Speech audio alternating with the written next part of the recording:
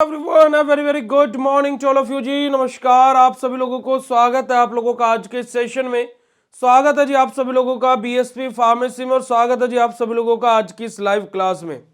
कैसे हैं आप सभी लोग? आई होप आप सब लोग बहुत बढ़िया होंगे, एकदम बेहतरीन होंगे जी और एकदम मजे में होंगे प्यारे बच्चों, है ना। और जैसे कि मैंने आप लोगों से प्रॉमिस किया था कि हमारी सुबह मॉर्निंग में भी क्लास अब डेली हुआ करेगी। आज 15 मिनट क्लास लेट स्टार्ट हुए, कोई दिक्कत वाली बात नहीं है, बट हमारी क्लासेस डेली कंटिन्यू बेसिस पर मॉर्निंग में भी हुआ करेगी। तो अभी हम लोग आज फार्मास्यूटिकल एनालिसिस के पहले यूनिट को अपने स्टडी करने जा रहे हैं। और फार्मास्यूटिकल एनालिसिस में अगर जो बात की जाए तो फर्स्ट यूनिट में हमारा क्या दिया हुआ बेटा जी? बेटा basically introduction about pharmaceutical analysis, error, precision, accuracy, significance figure, limit test, pharmacopoeia, impurities, ये सारी की सारी डिफरेंट डिफरेंट टर्मिनोलॉजीज हमारी बेसिकली, है ना, बेसिकली हम लोगों ने आप लोगों को फर्स्ट यूनिट के अंदर आप लोगों की दी हुई है। तो हमने यही सारी की सारी चीजें पढ़नी है। तो अब यहां पर अगर जो मैं बात करता हूं बेटा जी, सबसे पहले नंबर पर हमारा क्या आ जाता है? इंट्रोडक्शन आ जाता है फार्मास्यूटिकल एनालिसिस का, कि जो फार्मास्यूटिकल एनालिसिस होती है इसका बेसिक सा इंट्रोडक्शन क्या होता है। तो देखिए, अगर जो एनालिसिस के परिचय की बात की जाए तो बड़ा ही सिंपल और सरल सा है। आपके रूम में 100% फैन होगा, है ना, फैन होगा। फैन भी नहीं है, चलिए आपके पास में फोन तो होगा ही, फोन होगा, ठीक है। अब आप क्या कीजिए, आप अपने फोन को एनालाइज कीजिए, मतलब कि आप अपने फोन को देखिए और देख करके क्या पता कीजिए कि इसमें लगभग कितना वजन होगा, जो वेट है उस फोन का वो कितना होगा। तो आप उसको देख करके एक अनुमान लगा सकते हो कि मेरे फोन का वजन इतना होगा, ठीक है। ठीक है जी। नहीं बेटा जी, अब कुछ नहीं बंद हो रहा है, सब कुछ अब बिल्कुल बढ़िया तरीके से चलेगा, ठीक है। कल फार्मास्यूटिक्स की क्लास में मजा आया ना, ऐसे अब एनालिसिस की क्लास में मजा आएगा, सोचो मत ज्यादा अब, ठीक है जी। तो हमारा क्या है, फोन का कितना वजन है हमें कैसे पता लगा? जब हमने उस फोन को देखा, जब हम उस फोन को एनालाइज किए। ऐसे ही मेरा फोन है, मेरे फोन का कितना वजन होगा ये आप लोग, है ना, ये आप लोग बेसिकली क्या है अभी तो नहीं बता पाओगे। मैं और जब से पूछूंगा मेरे फोन का कितना वजन होगा भाई, या फिर मेरे हाथ में जो चीज है उसका कितना वजन होगा, अभी तुम्हें क्या पता मेरे हाथ में क्या है। पर अब मैं तुम्हें दिखा दूंगा कि भाई देखो मेरा फोन ये है, अब बताओ इसमें कितना वजन होगा, ठीक है। मेरे हाथ में ये पेन है, जो चीज है मेरे हाथ में ये है, तो हमारा क्या कितना वजन होगा। तो बेटा जी क्या है, यही हमारा क्या होता है, एनालिसिस होता है। यानी कि किसी भी अननोन सैंपल के बारे में पता लगाना, उसकी कुंडली निकालना, किसका मॉलिक्यूलर फॉर्मूला क्या होगा, इसका मॉलिक्यूलर स्ट्रक्चर क्या होगा, ये किसके साथ में रिएक्शन करेगा और किसके साथ में रिएक्शन नहीं करेगा, ये सारी की सारी चीजें हमारी क्या होती है बेटा जी, फार्मास्यूटिकल एनालिसिस ही होती है। तो हमारी फार्मास्यूटिकल एनालिसिस साइंस की वो ब्रांच होती है जो बेसिकली हमें किसी भी चीज की प्योरिटी, सब्सटेंस का मॉलिक्यूलर फॉर्मूला क्या है, ये सब चीजों को आइडेंटिफाई करने में सहायता करता है, ठीक है। आ रही है बात समझ में? ठीक है जी, चलिएगा। अब बात करते हैं एनालिसिस के हमारे दो टाइप होते हैं बेटा जी। डेफिनेशन सभी को समझ में आई? देखो मेरे साथ आप लोग भी चैट सेशन में एक्टिव रहा करो। अब चैट सेशन में एक्टिव रहोगे तभी तो मजा आएगा ना, तभी तो मुझे पता लगेगा कि तुम्हें समझ में आ रहा है नहीं आ रहा है। अब अगर जो मैं बात करता हूं फार्मास्यूटिकल एनालिसिस हमारे दो तरीके के होते हैं, यानी जो टाइप होते हैं फार्मास्यूटिकल एनालिसिस के वो दो तरीके के होते हैं। एक होता है क्वालिटेटिव और दूसरा होता है क्वांटिटेटिव। क्या होता है? क्वालिटेटिव और क्वांटिटेटिव। जैसे फॉर एग्जांपल आप लोग कहां गए, फोन की शॉप पर गए, ठीक है। आपने पहले फोन की क्वालिटी चेक करी होगी, है ना, कि फोन का कैमरा कैसा है, या घर से ही चेक करके गए होंगे कि कैसी क्वालिटी का फोन है। जैसे मैंने ये S24 अल्ट्रा लिया था, है ना, तो मैंने बेसिकली इसका मैं ज्यादा रिसर्च नहीं किया था, पर लेकिन अगर जो मैं करता तो मैं 25 ही लेता फिर तो। परंतु क्या हुआ कि 24 भी अच्छा है। तो बेसिकली क्या हुआ कि हमने इसका एनालाइज किया पहले, है ना, हमने इसकी क्वालिटी चेक करेगी, स्टोरेज कैसा है, स्पीड कैसी है, कैसी चीजें क्या होती है, सारी चीजें चेक करी। उसके बाद में फिर हम लोगों ने क्या लिया, हम इस फोन पर मूव किए। जब पहले हम किसी भी चीज की क्या करते हैं, क्वालिटी चेक करते हैं, है ना। फिर उसके बाद में क्वांटिटी। क्वांटिटी मतलब क्या, फिर मात्रा बताता है कि भाई हमें एक फोन चाहिए, दो फोन चाहिए, तीन फोन चाहिए या चार फोन चाहिए। तो ये सारी की सारी चीजें क्या है बेटा जी, हमारी बेसिकली क्या है, हमारी एनालिसिस के ही ये दोनों टाइप है। और ये चीजें आप डेली बेसिस पर भी करते हो। आप मार्केट से अमरूद लेने गए, सेब लेने गए, या फ्रूट्स लेने गए, या वेजिटेबल लेने गए, आप पहले चेक करते हो क्वालिटी कैसी है, सड़े गले थोड़े ना खरीद लोगे, फिर आप उसकी क्वांटिटी के बारे में बताते हो। समझ में आई बात? अब यहीं पर देखिएगा हमारा, देखिए आप लोग इसको ऐसे भी लिख सकते हो, ऐसे फ्लो चार्ट के थ्रू भी लिख सकते हो। देखो नॉर्मल बच्चे कैसे लिखते हैं, जो नॉर्मल बच्चे होते हैं वो ऐसे लिखते हैं, ठीक है जी। जो बच्चे पास होते हैं वो ऐसे लिखते हैं, ठीक है जी। और जो बच्चे टॉपर बनते हैं वो दोनों तरीके से लिख के आते हैं। समझे कि नहीं समझे? कि जो नॉर्मल बच्चे होते हैं जिनकी बैक वैक भी लग जाती है वो इस तरीके से लिखते हैं, जो बच्चे पास हो जाते हैं वो इस तरीके से लिखते हैं, और जो बच्चे टॉपर होते हैं वो दोनों तरीके से लिखते हैं। तो आप लोग दोनों ही तरीके से अपना एग्जाम में, फाइनल एग्जाम में लिख करके आ सकते हो, ठीक है। जैसे मैंने आपको इंप्यूरिटी के टाइप बताए थे, तो ऑर्गेनिक, इनऑर्गेनिक, रेजिडुअल, सोलवेंट, एक स्लाइड पर वो तीनों के तीनों बताए थे। फिर उससे अगली ही स्लाइड पर मैंने आप लोगों को पूरा क्लासिफिकेशन चार्ट दिखाया था टाइप ऑफ इंप्यूरिटीज का। तो मैं चाहता तो खाली क्लासिफिकेशन चार्ट दिखा देता, मैं चाहता तो खाली आपको टाइप के नाम लिख करके दिखा देता, बट जो टॉपर बच्चे होते हैं वो दोनों लिख करके आते हैं। समझे कि नहीं समझे प्यारे बच्चों? चलिएगा आगे बात करते हैं, आगे मूव करते हैं हमारा क्वालिटेटिव एनालिसिस के बारे में।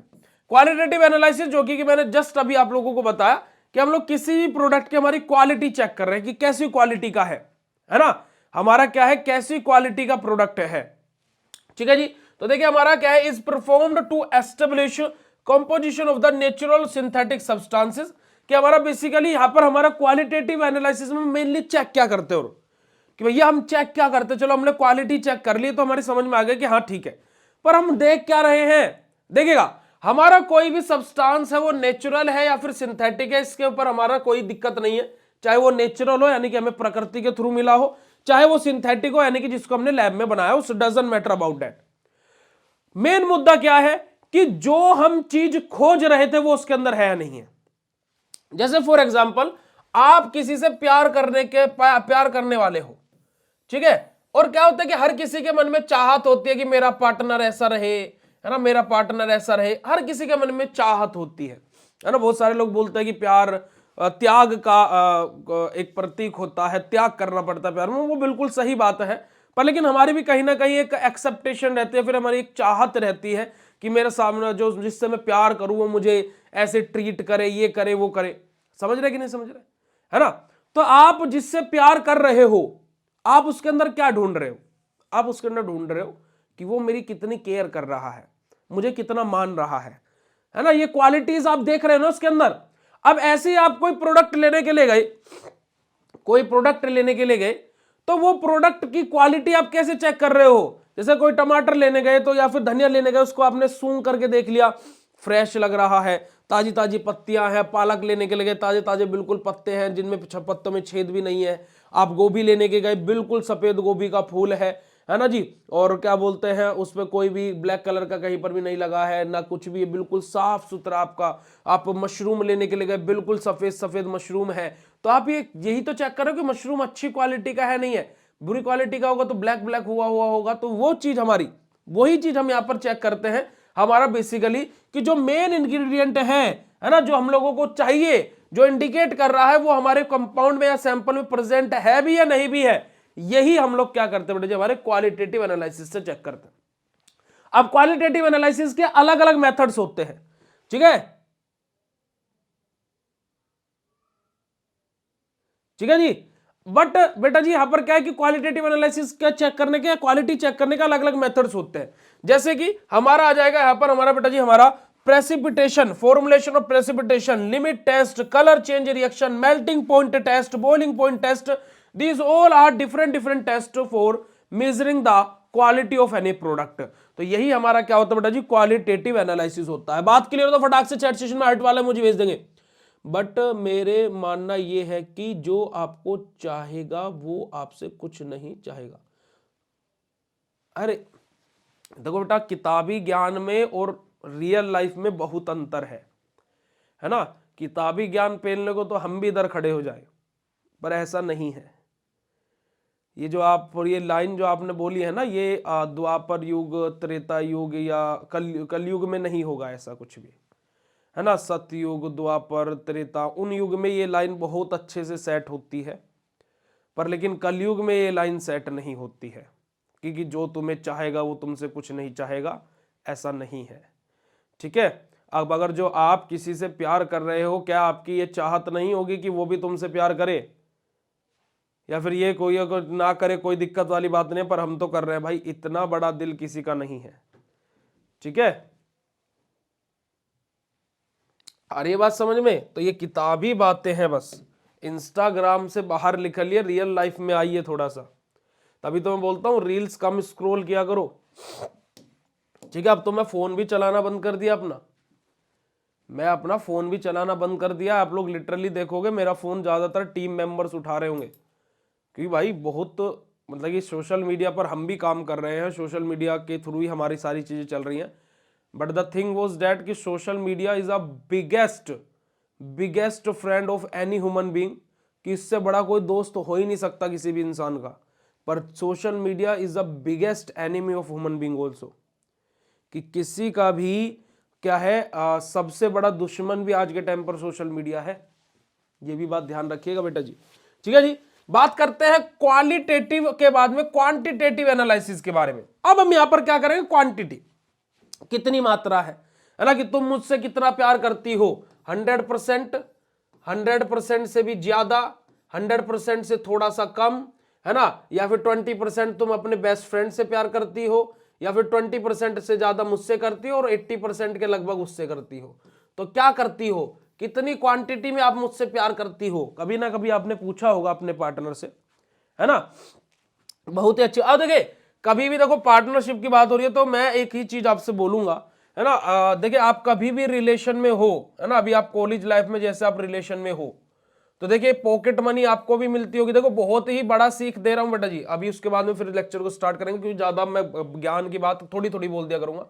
देखो, आप दो लोग मान लीजिए आप रिलेशन में हो, मान लीजिए आप किसी होटल में गए, है ना, खाना खाने के लिए, होटल में खाना खाने के लिए जाते हैं।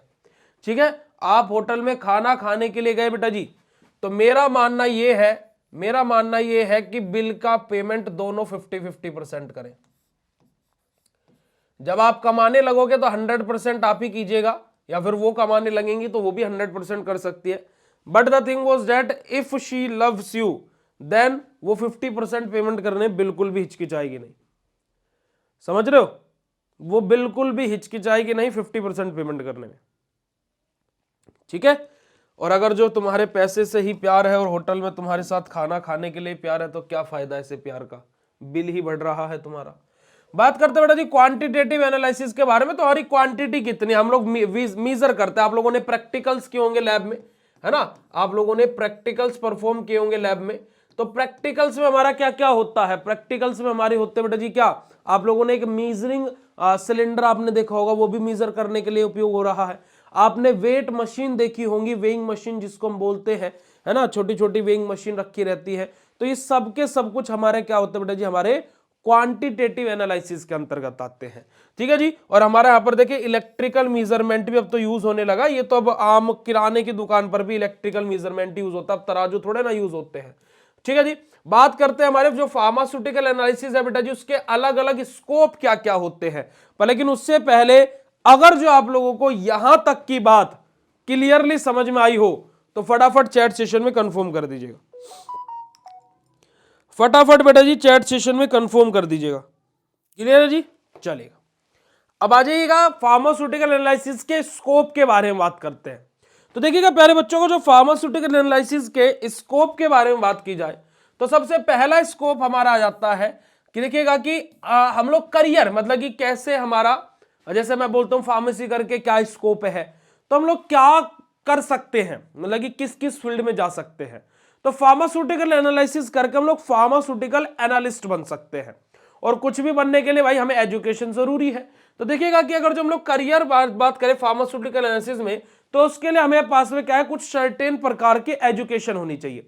सबसे पहली चीज क्या कि हमारा बेटा जी क्या है, to become pharmaceutical analyst student must possess knowledge in the following areas. जो हमारा स्टूडेंट है जिसको भी फार्मास्यूटिकल एनालिस्ट बनना है, जैसे राज को बनना है, या फिर विनय को बनना है, या फिर सविता को बनना है, या फिर सुरेश को बनना है, जिस किसी को भी फार्मास्यूटिकल एनालिस्ट बनना है, तो उसके पास में क्या होना चाहिए, कुछ सर्टेन नॉलेज होनी चाहिए, जैसे कि physics chemistry biology, physics chemistry mathematics उसके पास होनी चाहिए 12th स्ट्रीम में, क्योंकि भाई साइंस स्ट्रीम वाले ही फार्मेसी कर सकते हैं ना। उसके बाद में जो आइडियल कैंडिडेट है, जो फार्मास्यूटिकल एनालिस्ट बनना चाहता है, उसके पास में डिग्री होनी चाहिए फार्मास्यूटिकल एनालिसिस की, या फिर फार्माकोलॉजी की, या केमिस्ट्री में, या फिर कुछ अदर रिलेटेड सब्जेक्ट्स में, ताकि वो फार्मास्यूटिकल एनालिस्ट बन सके। और अगर जो उसको हायर पोजीशन पर जाना है तो उस कैंडिडेट को बेटा जी पोस्ट ग्रेजुएट डिग्री कंप्लीट उसकी होनी चाहिए रिलेटेड फील्ड से, और उसको वर्किंग एक्सपीरियंस भी होना चाहिए। अगर जो हम लोग बात करें, जो फार्मास्यूटिकल एनालिस्ट होता है वो लड़का और लड़की दोनों में से कोई भी बन सकता है ना। तो देखिएगा, the pharmaceutical analyst to succeed he और शी, मैंने दोनों लिखा है यहां पर क्योंकि लड़का और लड़की दोनों में से कोई भी फार्मास्यूटिकल एनालिस्ट बन सकता है। Need possess extensive theoretical and practical knowledge, तो उस बंदे को या फिर उस बंदी को, जो भी लड़का या लड़की जो भी फार्मास्यूटिकल एनालिस्ट बनना चाहते हैं, उनको थ्योरी के साथ साथ प्रैक्टिकल की भी नॉलेज होनी चाहिए। अच्छा, प्रैक्टिकल की इतनी ज्यादा बातें हो रही हैं, मैं आप लोगों से एक बात पूछना चाहूंगा। मैं आप लोगों के लिए एक लाइव क्लास बेटा जी प्रैक्टिकल अपरेटस के बेसिस पर रख दूं क्या? एक लाइव क्लास आपके लिए प्रैक्टिकल अपरेटस पर रख दूं क्या? प्लीज चैट सेशन में कंफर्म कीजिएगा कि क्या एक लाइव क्लास आप लोगों के लिए प्रैक्टिकल अपरेटस पर भी रखा जा सकता है। बताइएगा जल्दी से। ठीक है जी, चलेगा। अब ये तो हो गया बेटा जी एजुकेशन फील्ड में क्या स्कोप करके हम फार्मास्यूटिकल एनालिस्ट बन सकते हैं। अब फार्मास्यूटिकल एनालिस्ट का काम क्या होता है, उसके बेसिस पर स्कोप के बारे में बात करेंगे। तो देखिएगा कि फार्मास्यूटिकल एनालिस्ट का काम होता है कि जो भी हमारी कोई भी हम लोग प्रिपरेशन बना रहे हैं, तो उसका जो रॉ मटेरियल है वो कैसी क्वालिटी का है, जब प्रोसेस चल रही है तो कैसी चल रही है, और जब हमारा जो फाइनल प्रोडक्ट बना है उसके बाद में क्या हो रहा है, इन सब चीज का निरीक्षण करना फार्मास्यूटिकल एनालिसिस के स्कोप के अंतर्गत ही आता है। दूसरा बेटा जी separation, determination and quantitation of impurities, कि इंप्यूरिटी कितनी मात्रा में प्रेजेंट है, कितनी क्वांटिटी में प्रेजेंट है, उसका पता लगाना, या फिर दो केमिकल्स को सेपरेट करना, या फिर बेटा जी किसी भी केमिकल को डिटरमाइन करना कि ये क्या है, ये सब कुछ फार्मास्यूटिकल एनालिसिस के स्कोप के अंतर्गत आता है। साथ ही साथ बेटा जी to check strength and concentration of the chemical compound, कि जो हमारा केमिकल कंपाउंड है उसकी स्ट्रेंथ यानी कि वो कितना ताकतवर है और उसका कंसंट्रेशन कैसा है, उसके बारे में भी हम लोग क्या है फार्मास्यूटिकल एनालिसिस की सहायता से ही पता लगाते हैं। जैसे कि हम लोग identification and characterization in the chemical compound, कि किसी भी केमिकल कंपाउंड की क्या क्या कैरेक्टरिस्टिक है, कैसे कैसे क्या क्या चीजें हैं उसकी, है ना, क्या रंग रूप है उसके पास में, और उसका आइडेंटिफिकेशन की क्या है, ये इसकी आइडेंटिटी क्या है, क्या हो तुम, है ना, तुम्हारी आइडेंटिटी क्या है, इसके बारे में भी बेटा जी हमारा फार्मास्यूटिकल एनालिसिस पता लगाता है। और analysis of different sample of air water and soil, हमारी हवा पानी और मिट्टी में जो डिफरेंट डिफरेंट सैंपल्स होते हैं उनका सैंपलिंग लेकर के भी चीजों को पता लगाना। जैसे फॉर एग्जांपल अभी बोला जा रहा है दिल्ली की एयर बहुत ज्यादा पोल्यूटेड है, ठीक है बेटा, पॉकेट रॉकेट आपका जल्दी ही आ जाएगा क्योंकि अभी बाकी सेमेस्टर्स के एग्जाम आ गए, तो बहुत ज्यादा शेड्यूल इस टाइम पर मैशअप हुआ है, पूरे दिन 8-8 10-10 घंटे मेरी क्लासेस चल रही है, तो बहुत ज्यादा चीजें अभी मैशअप हुई है, तो आपके एग्जाम से पहले पॉकेट रॉकेट आ जाएगा, मेरा प्रॉमिस है। ठीक है जी, तो फार्मास्यूटिकल एनालिस्ट क्या है बेटा जी, हमारा बेसिकली सिंपल हमारा क्या होता है कि जो एयर होते हैं, जैसे अब बोला जा रहा है दिल्ली की एयर इतनी ज्यादा पोल्यूटेड है, क्यों बोला जा रहा है, क्योंकि एयर का वहां का सैंपल लिया गया और उसमें पोल्यूशन की मात्रा चेक की गई। ऐसे जैसे हमारा पानी होता है, पानी यमुना का पानी बहुत ज्यादा प्रदूषित है, कैसे पता लगा भाई, तो यमुना जी के पानी का जो सैंपल है उसको लिया गया और उसको चेक किया गया, है ना। जो मिट्टी है, सोइल है, जैसे देखिएगा आप लोगों ने देखा होगा कि बहुत सारी जगह पर क्या होता है, सोने की खदानें खोदी जाती है।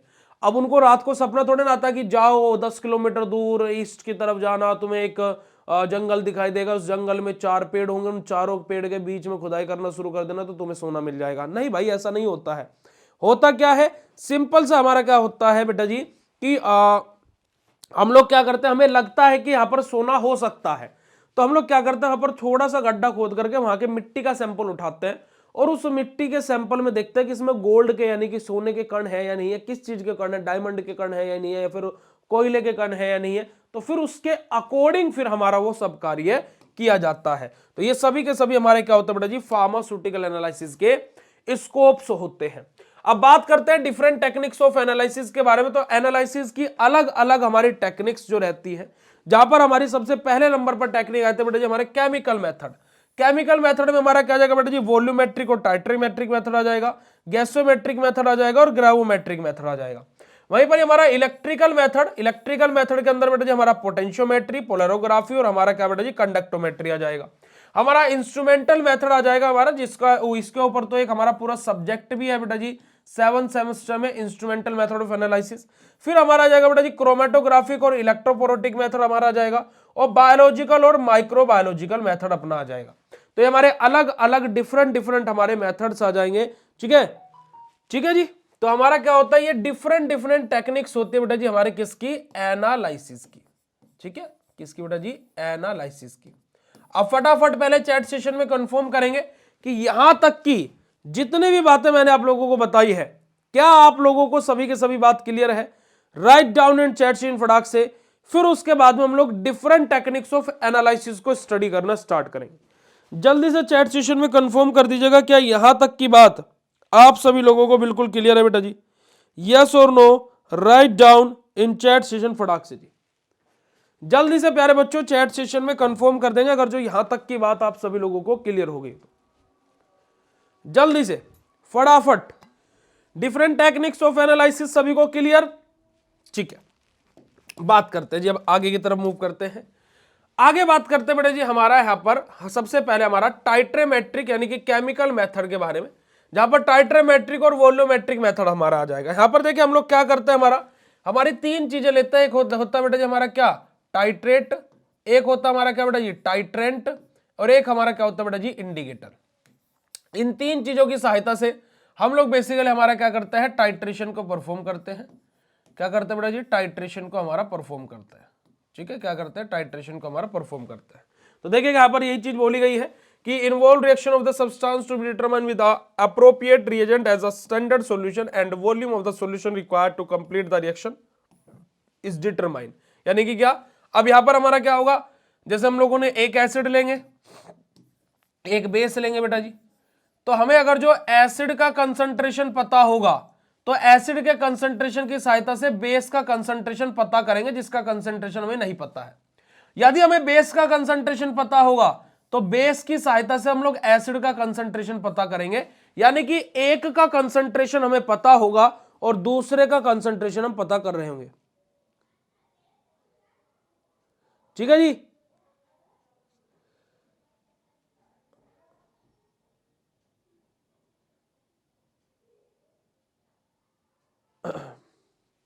राजन प्रसाद यादव जी, मेरी बात आप ध्यान से सुनिएगा। If I am ignoring your comment then it means कि आपकी बात का आंसर देना मैं जरूरी नहीं समझता हूं। ठीक है, रोंग और राइट तो आपके ऊपर है कि आपके लिए कितना भी कर लो वो रोंग ही रहेगा और कितना भी ना कर लो वो राइट ही रहेगा। परंतु मैं एक ही बात आपसे बोलूंगा, if I am ignoring your comment, है ना, तो इसका मतलब क्या है कि आपका कमेंट का आंसर देना जरूरी नहीं है। समझ में आ रही है बात? समझ नहीं समझ रहे? ओके, तो सही गलत क्या है तो उसका निर्धारण ना करें तो ज्यादा अच्छा होगा। ठीक है, बाकी आपके ऊपर है ना। अब आपको इतना हार्म हो जा रहा है, जबकि आपको कल बोल दिया गया था कि भाई क्लासेस अब से रेगुलर स्टार्ट रहेंगी, अब से 7-8 तारीख से मंडे से आपकी क्लासेस होंगी। एंड अब अगर जो आप नहीं सुन रहे हो तो व्हाट वाज आवर फॉल्ट, है ना, समझ रहे हो? तो अभी क्लास टॉपिक चल रहा है तो अभी टॉपिक से पढ़ाई कीजिए ना। आप तो पहले से डिस्ट्रैक्टेड हैं बच्चा,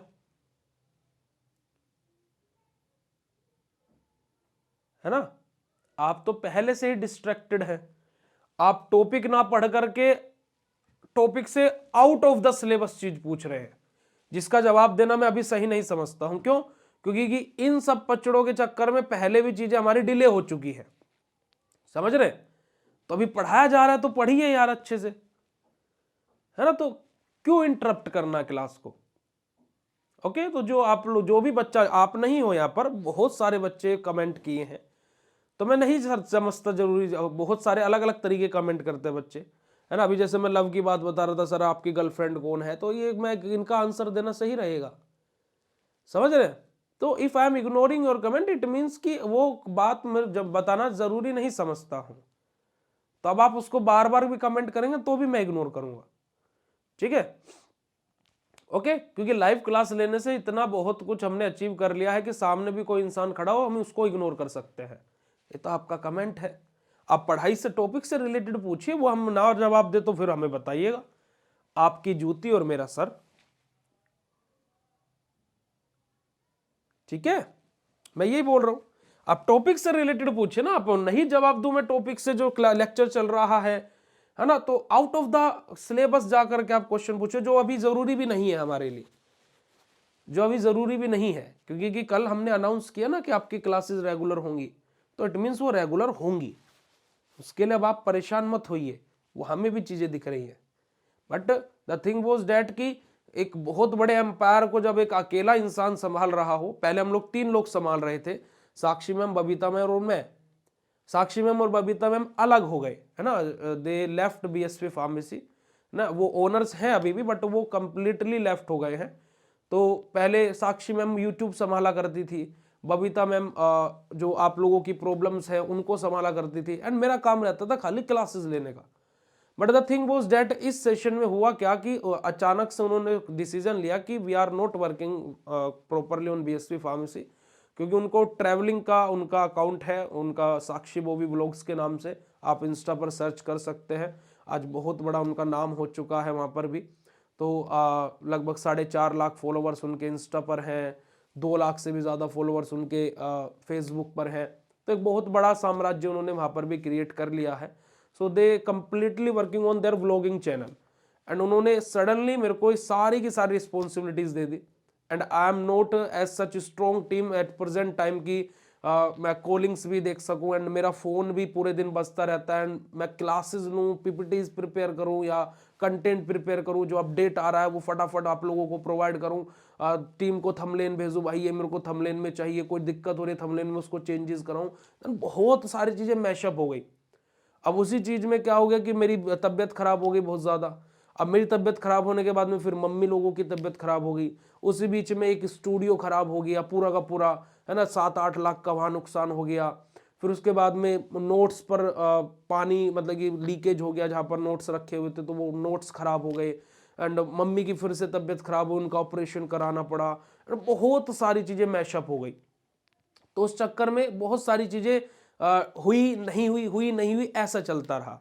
but I am managing the things, and बहुत सा ऐसे अंदर की कितनी सारी चीजें आपको बता दूं, क्या क्या और बता दूं, है ना, हमारे जीवन में क्या रोना है वो आपको बता करके भी क्या होगा, है ना। मैं ये जो मैंने आपको कल बताया भी था कि दिस इज द रिजल्ट, क्योंकि कि मैं 3 साल पहले कसम खा करके इस प्लेटफॉर्म पर खड़ा हुआ था कि कभी भी मेरी वजह से, मेरी किसी पर्सनल रीजन की वजह से किसी भी स्टूडेंट को कभी भी कोई भी प्रॉब्लम नहीं होगी, है ना।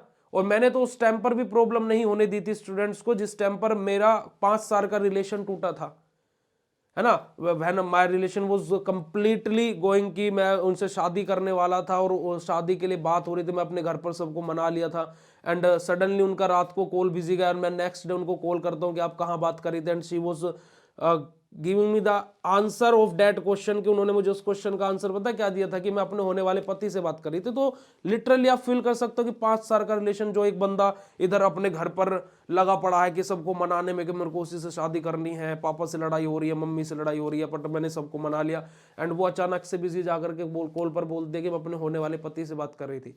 तो मैं उस कंडीशन में भी पढ़ाया है, मैं उस कंडीशन में भी आकर के डेली लाइव ली है, जो टाइम पर तो 4-4 घंटे लाइव लेता था।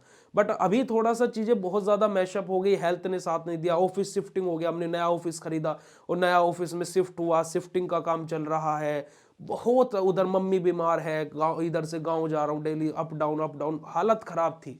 अभी थोड़ी सी चीजें वापस ट्रैक पर आई हैं, आप लोग 15 दिन मेरे साथ रह करके तो देखिए, आप 15 दिन पढ़ करके तो देखिए, आपको किसी और की याद भी आ जाए तो मेरा नाम बदल दीजिएगा, ठीक है। So don't very about anything कि ये क्या हो रहा है क्यों हो रहा है, आपके पास में कंटेंट बहुत सारा है। और अभी मैं अगर जो आपको बोलूं तो मैंने अभी अपना पिटारा आप लोगों के लिए तो खोला भी नहीं है, जो आपको मैं कंटेंट देने वाला हूं। So just relax, cool and काम। अभी जैसे मैंने आपको प्रैक्टिकल वाला एग्जांपल बताया कि प्रैक्टिकल के ऑपरेटर्स कौन से, क्या होता है, कैसे काम करता है, उसके रिगार्डिंग एक लाइव आपके लिए लेते हैं। तो इस तरीके का बहुत सारे कंटेंट्स आप लोगों के लिए लेकर के आऊंगा, ठीक है, समझ रहे? चलिएगा, तो यहां पर हम लोग क्या बात कर रहे हैं बेटा जी, हमारा टाइट्रीमेट्रिक एंड वॉल्यूमेट्रिक मेथड के बारे में बात कर रहे हैं। तो हमारा क्या है कि हम लोगों ने एसिड बेस टाइट्रेशन अपना पढ़ा था, आप लोगों को याद होगा, है ना, acid base titration, non aqueous titration हमने पढ़ा था। तो हमारा क्या होता है कि एक का कंसंट्रेशन हमें पता होता है, जिसका कंसंट्रेशन पता होता है उससे दूसरे का कंसंट्रेशन हम लोग पता करते हैं। अब इसके हमारे अलग अलग हमारे क्या है, यहां पर हम लोग अलग अलग टाइट्रेशंस करते हैं। जैसे कि हमारा आ जाएगा एसिड बेस टाइट्रेशन, कहां पर पढ़ेंगे, सेकेंड यूनिट में। जैसे कि हमारा आ जाएगा कॉम्प्लेक्सोमेट्रिक टाइट्रेशन, कहां पढ़ेंगे, थर्ड यूनिट में। हमारा आ जाएगा प्रेसिपिटेशन टाइट्रेशन, कहां पढ़ेंगे, थर्ड यूनिट में। हमारा ऑक्सीडेशन रिडक्शन टाइट्रेशन, जिसको हम लोग रिडॉक्स टाइट्रेशन भी बोलते हैं, कहां पढ़ेंगे बेटा जी, फोर्थ यूनिट में, है ना जी। नॉन एक्वस टाइट्रेशन हमारा जाएगा कहां पढ़ेंगे, सेकेंड यूनिट में। तो ये हमारा क्या होता है बेटा जी, टाइट्रोमेट्रिक एंड वॉल्यूमेट्रिक मेथड होता है, ठीक है। आ रही है बात समझ में, यस और नो प्यारे बच्चों? तो हमारा आप लोगों को वो टाइट्रोमेट्रिक और वॉल्यूमेट्रिक मेथड अगर जो क्लियर हो तो चैट सेशन में कंफर्म कर देंगे। सेकंड हमारा आता है ग्रेवोमेट्रिक मेथड। अब ग्रेवोमेट्रिक मेथड क्या होता है, देखिए ये हम लोग पढ़ते बेटा जी हमारी यूनिट नंबर 3 में, ठीक है। अब होता क्या है कि जब हमारा प्रेसिपिटेशन टाइट्रेशन जो हमारा होता है प्यारे बच्चों, क्या होता है, जो हमारा प्रेसिपिटेशन टाइट्रेशन होता है, प्रेसिपिटेशन टाइट्रेशन हमारा जब प्रेसिपिटेट बन जाता है, ठीक है, प्रेसिपिटेट हमारा बन गया, जैसे फॉर एग्जांपल मम्मी ने क्या किया, मिल्क यानी कि जो दूध है अपना उससे पनीर बनाया, क्या बनाया, पनीर बनाया। कभी मम्मी से बोलना पनीर बनाए, या फिर जब मैं आपको प्रेसिपिटेशन टाइट्रेशन कराऊंगा ना तो मैं आपको पनीर बना करके भी दिखाऊंगा।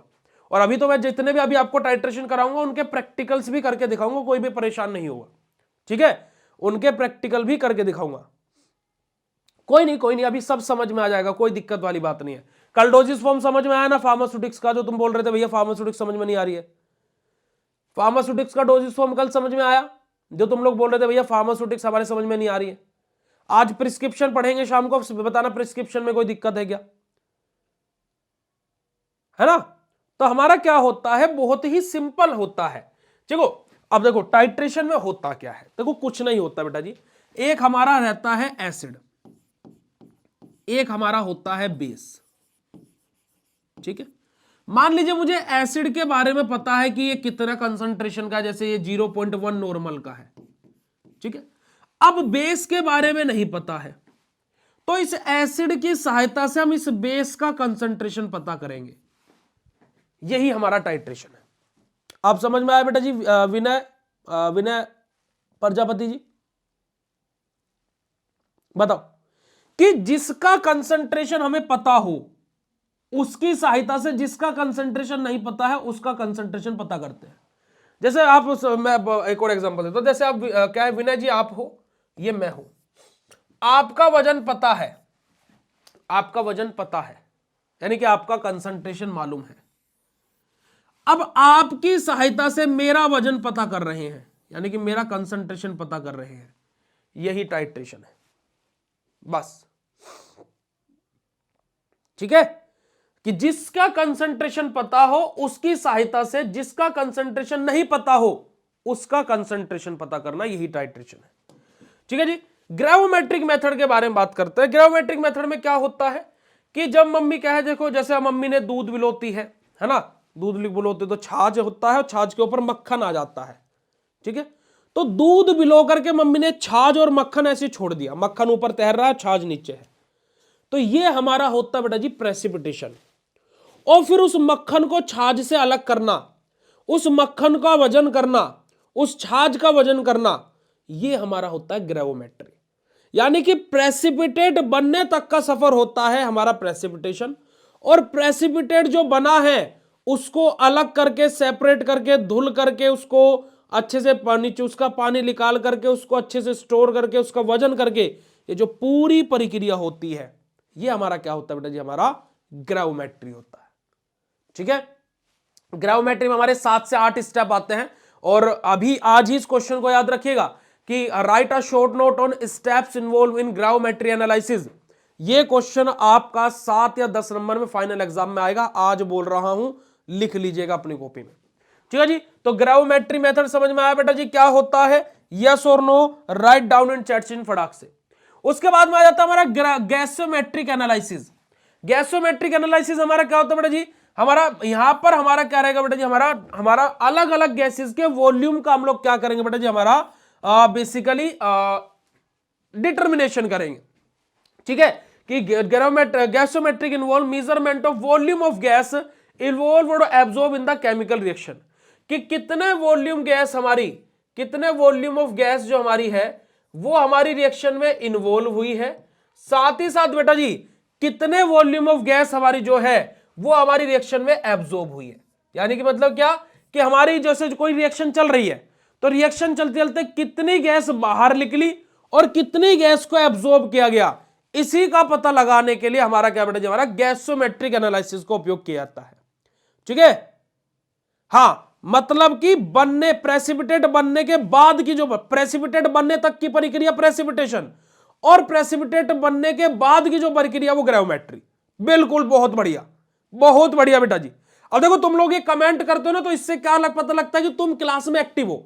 अब रिलेवेंट कमेंट करोगे तो बहुत अच्छा रहेगा। क्यों राजन जी, अब आपको समझ में आ गया ना, रिलेवेंट कमेंट करो। मैं अगर जो आंसर ना दूं फिर मेरी गलती है, मेरे से बेवकूफ, मेरे से बेकार, मेरे से बुद्धू, मेरे से बदतमीज, मेरे से गधा इंसान कोई नहीं होगा। अगर जो आपको टॉपिक से रिलेटेड कोई दिक्कत हो मैं क्लियर ना कर पा रहा हूं, समझ रहे हो, चलेगा। अब गैसोमेट्रिक एनालिसिस में जैसे कि हमारा क्या है, हमारी कुछ गैसेज है जिसको हम लोग हमारे यहां पर करते हैं गैसोमेट्रिक एनालिसिस, जैसे कि हमारा कार्बन डाइऑक्साइड N2 हमारा रहेगा, हमारा साइक्लोप्रोपेन हमारा रहेंगे, अमाइन नाइट्रेट हमारा रहेंगे, इथाइलिन रहेगी, नाइट्रोजन रहेगी, हीलियम रहेगी। इन सब अलग अलग गैसेज का हम लोग क्या करते हैं बेटा जी, यहां पर हमारा इन्वॉल्व रहते हैं हमारी, इन सब चीजों का हम लोग क्या करते हैं, वॉल्यूम मेजर करते हैं कि कितनी या तो एब्जॉर्ब हो रही होगी या फिर रिलीज हो रही होगी। ठीक है जी, ठीक है जी, चलेगा। अब बात करते हैं इलेक्ट्रिकल मेथड के बारे में। इलेक्ट्रिकल मेथड के बारे में बात की जाए बेटा जी, तो यहां पर हमारा क्या होता है, इलेक्ट्रिसिटी का इन्वॉल्वमेंट रहता है। जैसे कि अभी हमने क्या पढ़ा, वॉल्यूमेट्रिक टाइट्रोमेट्रिक पढ़ा, यहां पर कोई इलेक्ट्रिसिटी की आवश्यकता नहीं है, यह नॉर्मल प्रक्रिया है, यह नॉर्मल चलने वाली प्रक्रिया है बेटा जी। यहां पर कोई इलेक्ट्रिसिटी की आवश्यकता नहीं है, किसी चीज की आवश्यकता नहीं है।